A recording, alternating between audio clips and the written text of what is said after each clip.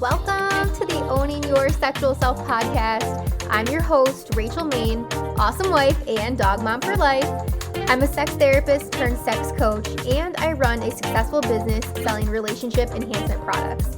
I absolutely love talking about all things sex.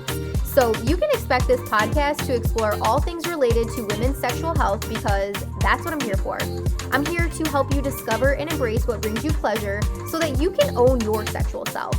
If that sounds good to you, then keep listening and let's fucking do this. I'm so excited that the day is finally here that I get to release this episode for y'all. So, in my bolder, braver days, I finally conjured up enough courage to reach out to one of my educators and instructors when I was through the University of Michigan sex therapy program, and I reached out to Dr. Logan Levkoff, who was actually one of my instructors for the sexuality education portion of my program. Immediately when I met this woman, I fell in love with her. Her vibe, the way she speaks about sex, the way she educates our youth about sex, and just the way that she carries herself throughout life. She is somebody that I idolize and that very much look forward to, quote unquote, when I grow up, being more like Logan as much as I can. Today I have on with me, again, Dr. Logan Levkoff. She is an internationally recognized expert on sexuality, parenting, and relationships. And for the last 2 decades, she has been designing and implementing sexuality education programs at many New York City private and public schools and other organizations around the country. As a thought leader in the field, Logan frequently appears on television, including Good Morning America, The Today Show, and CNN. She was also the sexuality expert for the first 3 seasons of the breakout hit TV show Married at First Sight. Like, how freaking cool is that?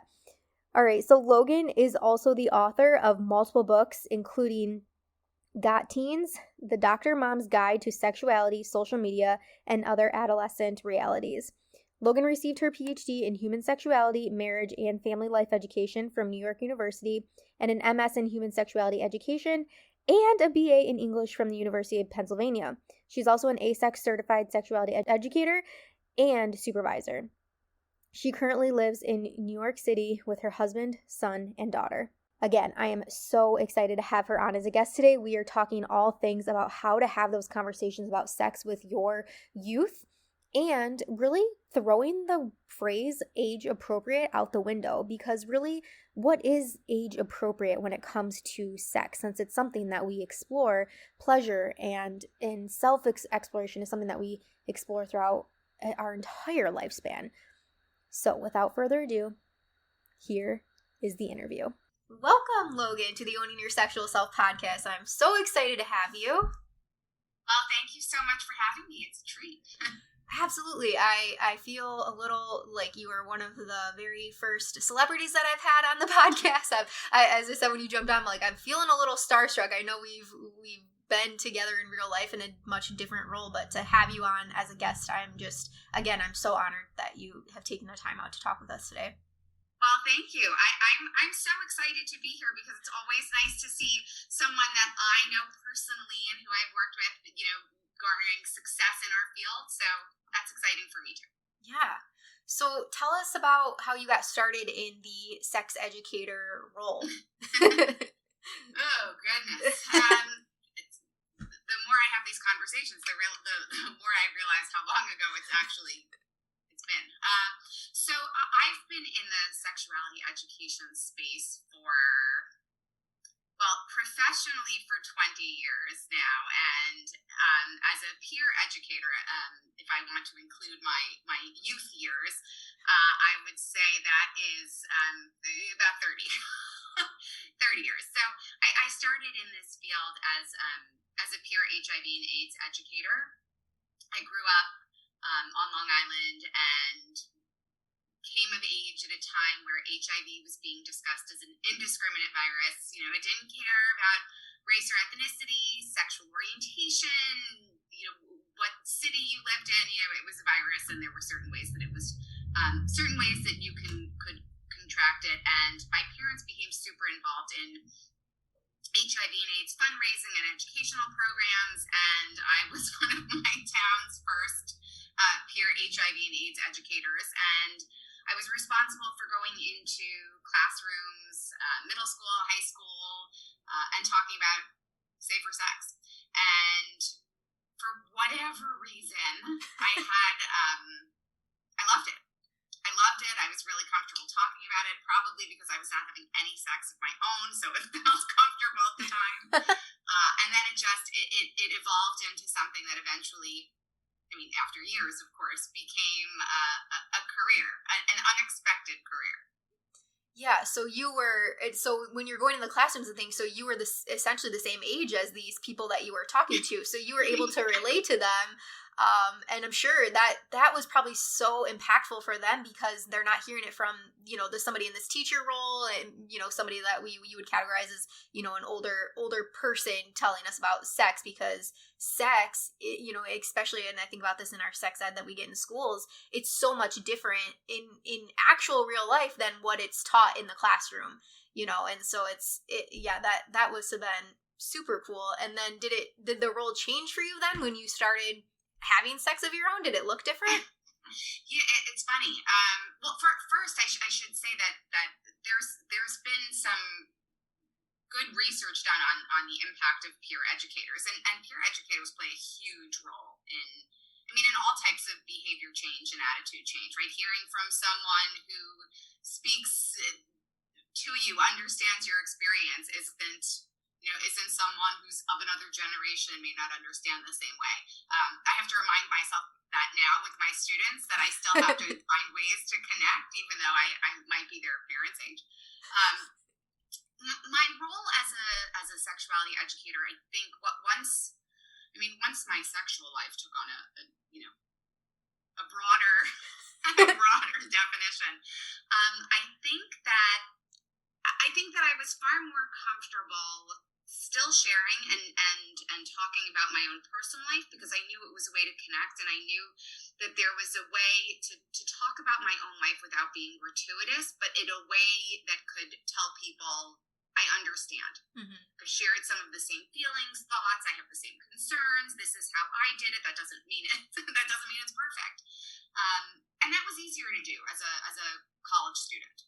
Yeah. Right? I mean, the stakes weren't as high. There was no social media back then. And, right. I didn't come along with a long-term partner and family who had to sort of deal with what I was, saying publicly. So it was different. Yeah. It was different.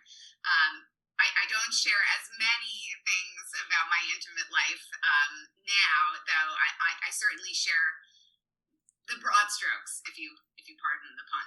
Yeah. I love the pun. So when you were in this role and you were at a younger age, were your parents having the conversation with you about sex and what sex was? I think about this question a lot because, let's be honest, I couldn't do what I do today if I didn't have family members who were completely supportive and delighted by what I do for a living. Mm-hmm. So there's definitely that. And I don't think of myself as living in a home that was super liberal, right? It wasn't like we were talking about sex all the time, though my parents absolutely had condoms and bananas on our dinner table, which is how I got to become a peer HIV and AIDS educator. One of the things that was absolutely a value in our home was that I have a younger sister, and our dad always told us that sex and sexuality were these really important parts of our life, and whenever we were ready to make decisions, he was going to be okay with it as long as we were protected. It was what we wanted, and it wasn't at the behest of someone else. And so even though that wasn't a comment that was said on a daily basis, it was said at least enough to make an impact so that we knew it was important and not something like, why would we share our bodies with someone who was an asshole? Because we clearly knew it was better than that. Mm-hmm. So I think that has a huge impact on what I do, and a huge impact on how I parent and how I help others to parent. And I'll use that term parent broadly, parent, caregiver, guardian, because I know what a huge impact it makes. Yeah. And I can definitely relate. I had a similar experience with my parents. So my parents were divorced at a very young age. My dad actually raised me. And in that role, sex was not talked about. I'm sure that was very awkward with him raising a daughter. However, my mom, who I still had visitation with, would stay here on the weekends through summer and whatnot. She was the person that always had that sex door open. When you're thinking about it, please come to me. Like, I want to have that conversation with you. And so at that point, when I was in high school and I was deciding to have sex, I went to her and I was able to get very early on birth control before even having sex. I was able to have the conversation with her about condoms. I'm pretty sure we shopped for condoms together. Definitely, with your best friends, you go shopping and your partner's like, yeah, get the magnums, right? Every little boy or high school boy is like, yeah, I need magnums. So that was very powerful. So, sounding like you had that same experience, somebody telling you that this is okay, this is normal, and it's an important part of your life, and keeping that door open so that you had a mentor, if you will, to go to. Yeah, I don't recall having lots of conversations, but I think this idea that there were no double standards in our home because my mom and dad were raising daughters, like the rules for daughters were going to be exactly the same as if we were any other sex or gender. So that message was incredibly empowering, and I think has informed, pretty much how I tackle anything in this world. Yeah, and now you have children of your own. So what did that look like now when the roles are reversed, where you're the parent having that conversation? Was it the same, or was it a little bit different now that the world is much different than it was then? It's going to look different because I'm different, because of what I do for a living. So let's be honest, my kids have never had a mom that doesn't talk about sexuality for a living. So they really have nothing to compare it to. Oftentimes I'm asked, like, oh, isn't that embarrassing for them? And my comment is always, well, no. I think they love it because they don't have another experience. It's not like all of a sudden they were teenagers and I said, oh, today is the day I'm going to start talking about sex publicly. They've never known me in any other capacity. And so I think maybe what makes me different than perhaps how my parents had conversations with us is that sex and sexuality have been a conversation since birth, and it was never a conversation that was centered around today's the day we have to talk about something. Mm-hmm. It was never a specific time. It wasn't. We weren't sitting down to say it's the day. So we've always had these conversations peppered throughout my kids' lives, whether we were talking about correct names for body parts, whether we were talking about different kind of families, whether we were talking about language that gets used in media, healthy relationships. It's never been the other conversation. It's always been the conversation. Yeah.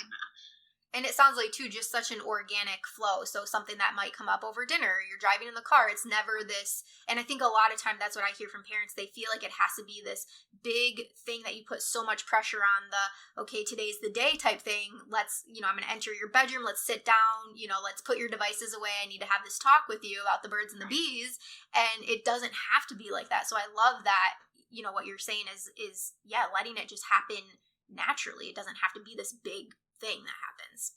Yeah, I think that my kids are they definitely know that their experience with this subject and material is not like most people. I always laugh. My almost 16-year-old always laughs when they have like a health class and someone says, are you comfortable talking about sex and sexuality with your parents? And he'll say, half sort of say, I'm slightly comfortable. And so a teacher will say, well, it's not like you're all talking at the dinner table, right? And he'll raise his hand and say, well, yes, I am. All the time. It's always been like that. So I think we're hoping to change the paradigm for modeling these conversations in the home and just with peers and potential partners. But it's an ongoing battle. Yeah, absolutely. So what advice would you give to parents right now in today's world about having the conversation about safer sex? So whether that includes condoms or not, or definitely, I would hope not abstinence, because that's the basic conversation that I got so many years ago. But what advice would you give to parents? There's so much. It's a hard question because I think we're so used to reading articles in list form now. Like, these are the 4 things you should do, and it doesn't really work like that. I think the advice is to recognize that there's no such thing as a perfect conversation. There's going to be information you as an adult do not know, and that's okay. But there is a great deal of listening that needs to take place with young people, and I'll use that term young broadly, because their perspectives may be different than yours. Their experiences might be different. The things that they're considering or the things that their peers are engaging in might be different than what we experienced as young people. So there's a lot of listening. There has to be no judgment. I mean, if you really want to have this conversation, you have to be willing to sit and be uncomfortable with what someone is saying, but know that you will still have an opportunity to provide some values and facts. And again, don't unload so much all at once. I think we do ourselves a disservice when we verbal diarrhea everything, and because the person sitting across from us only hears some of that conversation. They're not picking up on all of it because they're totally overwhelmed, and you're totally overwhelmed. So lots of small conversations is always the best strategy, and sometimes just providing an open-ended question, like looking at your young person and saying, "Tell me what does safer sex mean to you? How would you or your peers define it?" Because that's when you get the most information. We do a lot of talking at instead of listening to. Yeah. And the listening to is strategic also because it allows us some time to craft an answer that we're comfortable with. Yeah, I love that. What does safer sex look like to you? And then, that you're opening up that door to then be able to coach or give advice afterwards if maybe the answer that you get isn't the best or smartest response. Yeah, and also just think about, tell me how you came to that, to that idea. Like, what's going on that makes you think that safety is this but not this, right? And that's it's not a lecture, it's a conversation, and it's an opportunity also for us as the providers of information to say, it's interesting. My life growing up looked very different. I was concerned about X, Y, and Z, but I never thought about this other piece. And now you have both to consider. So let's brainstorm, or maybe you can think about some ways to be, to maximize your sexual health, recognizing that there are all of these little things that complicate our decisions, and that's okay. I mean, decisions are complicated. Yeah. I think that sometimes we make them seem so scary, but making decisions in sex scary and fear-based has really never provided anyone with material for good decision making. Yeah. I mean, it's always counterintuitive. Absolutely. So what options, if there's a parent listening and they're like, I don't even know what options to give to my child in terms of safer sex. If somebody were ask them the question, what does safer sex look like? They're like, I have no fucking idea. What do you mean? Yeah. What would some resources be that you would refer to them? Well, there are a lot. I mean, there are lots. There's so. I mean, my brain is sort of like spiraling and with all of the resources. But before resources, I think that it's okay to recognize that we're limited in our information too. And I want to answer your question, but something just came to mind that even this idea of safer sex, I would hope that we're thinking of it not just physical, but also what does emotionally safe or safer sex look like? I think we spend so much time focusing on these are the products we use in order to prevent certain things, which, by the way, is important, but it's not the only piece of it. It's how do we make sure that our decisions are emotionally healthy? How do we make sure that our voices is respected and that our boundaries, are recognized? How do we maximize our pleasure? All of those things go into emotional, safer sex too. So it's not solely about these are product driven, though obviously that's a big part of it too. Yeah, I'm glad that you touched on that, and you brought up the word pleasure. So that was another thing that I was wanting to ask about. So in conversations with kids, do you recommend that parents have that conversation not only around safer sex, but also maybe tying in the fact that we are safest sex partner? And so what does self pleasure look like for them? And should that cause shame, or should that be encouraged within the household? Well, I think that pleasure is not a scary word. I think pleasure is a really important word, and it's one that we should be using always. And the research has shown time and time again, talking to kids about pleasure, talking to kids about sex doesn't make anyone run out and do it earlier. I mean, that's what certain groups or perspectives love to tell you, but actually there's no evidence to suggest that's ever been the case.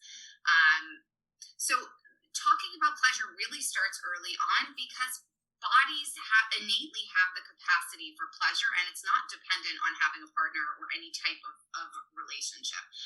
And I think that understanding that your body and certain parts feel good, and that you have the right to explore them in your personal space on your own time, is a really important message to give young people. Mm-hmm. I think that when we don't do that, we send them off into the world thinking that someone else is going to make them a sexual being. Someone else is going to legitimize them as a sexual being. And that doesn't guarantee that they'll experience any pleasure. So pleasure has to be a part of the equation. And also redefining what pleasure is. Pleasure can be physical, and pleasure is also emotional. And they ideally work hand in hand. Mm-hmm. Yeah, I love that. Well, I'm sure you know by now, I'm a huge self-pleasure advocate. That's most of the work that I do is involved around that. And so I think there's so much power behind people taking that time to learn and explore their bodies and to figure out what brings them pleasure, so that they are then capable of sharing that with somebody else, or teaching somebody else what this is what my body needs, or this is what my body wants. Yeah, I would also say that there are significant health, for lack of a better term, benefits to masturbation and understanding your body too, which is, it is really hard to identify when something is wrong or off for your body if you don't know what the baseline setting for your body is. Mm-hmm. And we forget that. And then, of course, there's the whole universal language piece of it. It's really hard to talk to partners, to medical providers, to anyone about what's going on with our anatomy if we don't know what it is, what it looks like, how it typically feels, and what feels best. Yeah, absolutely. And another thing that I wanted to ask you about today is that you recently shared an article on your social about the fact that the younger generation right now, you feel is not having sex like we may have at that age. Will you speak a little bit to that? Yes, I feel like this is one of those areas this is one of those conversations where I'm always prepared for like some hideous backlash. But I think that we tend to forget. No, I'm not going to say forget. We willfully ignore that the hallmark of adolescence is identifying and expressing your sexuality, figuring out who you are, what your body is, what it wants, and yeah, in a lot of cases, seeking out actual physical connection with another person. Mm-hmm. Right? That's not new. And I don't know when we stopped recognizing that so much of adolescence was grounded in that. And again, that doesn't mean that every young person, every teenager should be doing anything. It's just that ignoring that that's a huge part of development seems painfully unethical to me. So yeah, the statistics, the data all show that young people are having far less sexual experiences, and not just young people in terms of teenagers, but even young 20s. Mm-hmm.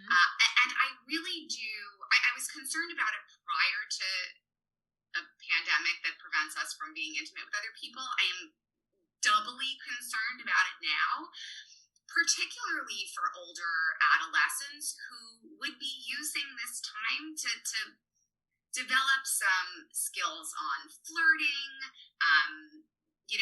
testing out physical intimacy with other people in consensual ways, developing their voice, maybe having, dating or romantic relationships where they get to explore intimacy, not just physical, but emotional. And now all of that's on, lockdown or shut down, and they don't have that, or they don't have the outlet to that. And I feel so badly that they are losing out on this time to develop those skills that, aren't really instinctual. Like, there's a lot of messiness that goes on with all of that, and that's okay. That's part of it. If everyone's experiences during adolescence were perfect, we probably wouldn't be the people we are today. But I do feel like these skills are we're already being compromised a bit, and now they have no outlet to it. So I do. I feel badly. I want. I was saying the other day, my son was going out to meeting some friends, being so desperate to see human beings after virtual schooling, and they were going to a park to eat lunch in a park. And as he ran out, I yelled, be safe, be careful, wear a mask, stay distant. And as he left, I just felt like, as high schoolers, I should be saying that, but what I should be saying is, about sex. Be careful, make smart decisions. But it wasn't. It was about mask wearing, and that makes me sad. Yeah. It really does. Yeah. Do you have any ideas on how we change that? Well, it's a loaded question, I know. Yes, it is. Well, I think for those of us who have or work with young people, it's important for us to remember that they are missing out on this. And they might not even know that it's an issue yet. But I think for us to validate them and say, you're going to have a lot of feelings coming out of this. And all of those feelings are okay. And wanting to connect with someone is okay. And also being really nervous because we've made it so difficult for people to touch one another just in a platonic way. It's okay to be nervous about that too. But your feelings are valid. Your desires are all valid. And let's think about ways where if you want to explore physical intimacy with another consensual, willing partner, how to do that, how to ask those questions so that you're not taking any unnecessary risks, and they're not either. Because those are the conversations that have to change. Will we have to talk about when's the last time you were tested and have it, not only be for STIs, have it be for COVID? Yeah. Yes. And that's just the way it's going to be. And for me, I always feel like someone's answer to those questions is a litmus test for whether or not you want to have any type of sexual encounter with them anyway. So if someone says that's none of your business, why do you care? That to me is someone saying, please don't share your body with me because I don't really respect myself or you enough to do that. Yeah. Wow. This was such a helpful episode, I feel, and I know a lot of people listening. I have a lot of moms that listen to the podcast. It's primarily women that are listening, and I get asked about this all the time, the conversation about how do I have age-appropriate conversations with my kids about sex or about masturbation, and me being somebody that's not a parent, I always feel like, I always feel like I know I can answer this in an educational way, but do I seem credible to you because I'm not a parent myself and I haven't gone through that, Yeah, but I think that always taking ownership of that and saying, I don't have this experience in a personal way, but I can offer my guidance, and you can take the pieces that you think are valuable. I struggle with the term age appropriateness. I'm sure you remember I always have struggles with that term because I think I think the way we use it actually is counterintuitive to having conversations. I think it prevents us from talking about things we need to be talking about because we're waiting for one magical moment that, by the way, never happens, ever. Age appropriate simply, I think, I'd like us to get rid of the whole idea because you know the people in your life and what they're capable of hearing and what they're not, right? And I think age appropriate is less about what you tell them and how you tell them, right? Answering questions honestly, giving a little bit of information at a time, listening to where they are and why they might be asking a question, that's never not going to be appropriate. I think this idea of appropriateness in general is used to prevent conversations from happening. Mm-hmm. When we tell someone, shh, don't ask that, it's not appropriate. Like, that's not a welcome word that says, oh no, it's not right for this moment in the Starbucks bathroom, but when we get home, we can have this conversation. That's not the connotation. It's designed to shut it down, which I just don't think is helpful. If your kid of any age asks a question, get some backstory, but that question deserves to be answered and deserves to be answered honestly. And you will never get me to say anything other than that, because kids are savvy and they get the information. And if they get it from someone other than you, because you've lied to them or deliberately ignored their question, mm-hmm. you will lose them. You will lose the ability to have further conversations with them. They will look at you like they are listening, but they will not be listening. Yeah. I'm glad that you said that. I've never really looked at it that way, and you're right, that word appropriate or age appropriate, it does have sort of a negative connotation to it, and it sounds shameful if somebody were to tell me that in even my adult life, like, that wasn't appropriate. I'm like, what do you mean? I'm like taken aback by it. So why is it because if it's location based, that's different than because I'm not supposed to be talking about it. And I just don't believe that there is anything that falls into that category of things we don't talk about.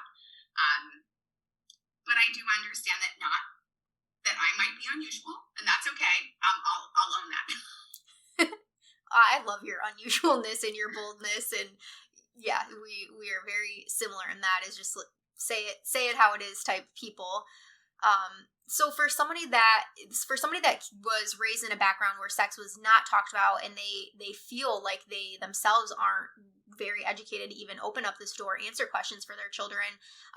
I'll go back to the previous question a little bit earlier ago, but where would you direct people to find those resources or find those answers? So in terms of accounts that they could follow, websites to go to, podcasts to listen to, what do you have any suggestions for them? There's a question in there that I think needs to be answered first, because I can certainly give you a list of resources and sites that I'd like to compile, because I don't want to say anything out loud and then say, oh my God, I missed this person that I think has really good information. The question I would ask first is, there are a lot of people out there that don't have, that weren't given great information or weren't given any at all.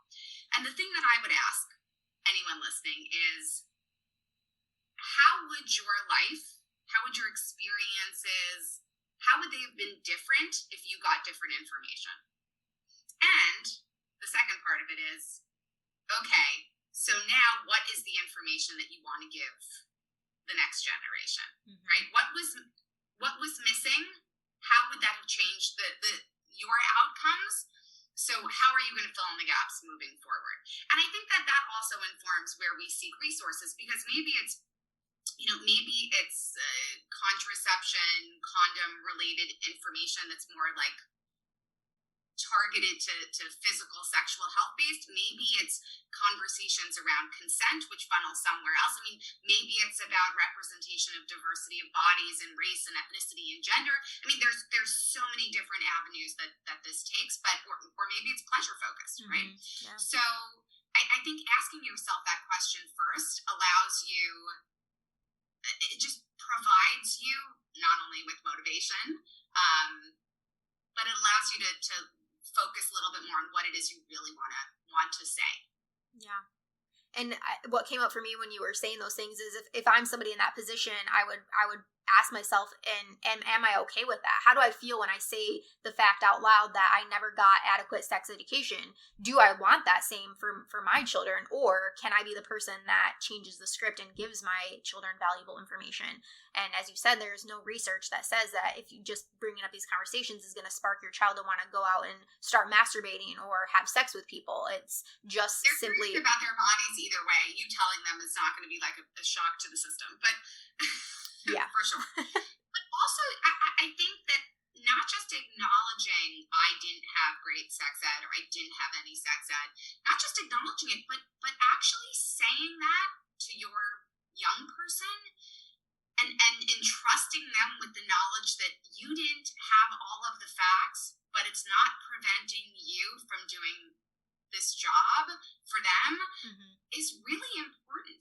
That you will push yourself outside of your comfort zone because you know it's important for them. I think that goes a really long way.